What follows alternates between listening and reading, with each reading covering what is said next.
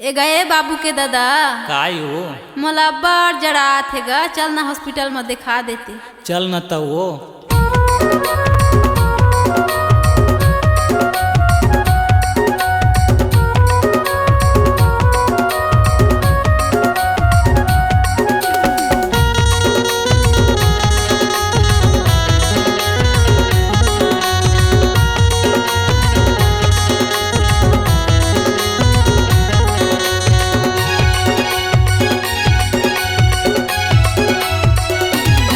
तोला धरे मलेरिया हो, आना सूजी लगा हूँ। तोला धरे मलेरिया हो, आना सूजी लगा हूँ।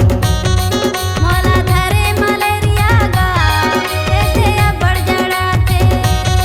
मोला धरे मलेरिया गा, आना सूजी लगा दे।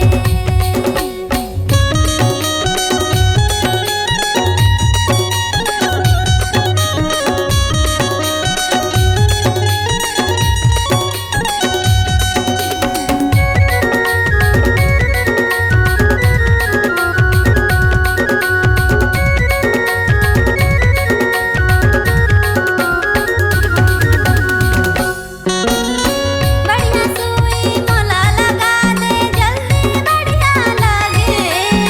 टाइफाइड धरे मलेरिया जम्मो लगा भगा दे। टाइफाइड धरे मलेरिया जम्मो लगा भगा दे।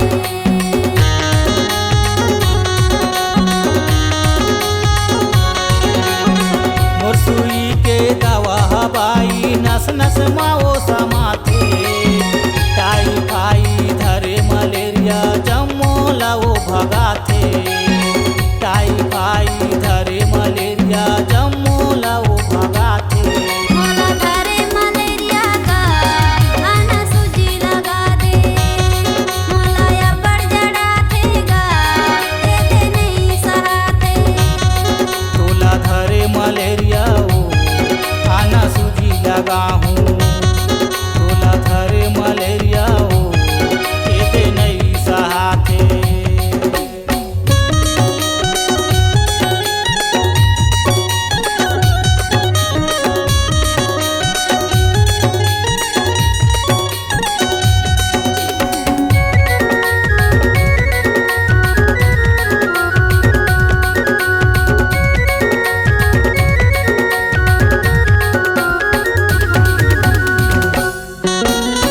एक गोली ला मुँह में दबावे, दूसर गोली ला खावे।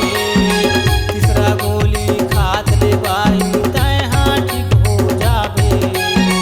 तीसरा गोली खात ले बाई तय हाँ ठीक हो जावे।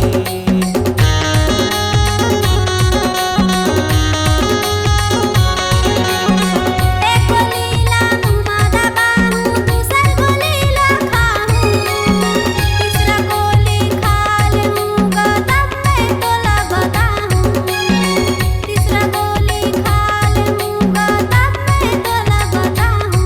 तोला धरे मलेरिया हो, आना सूजी लगा हूँ।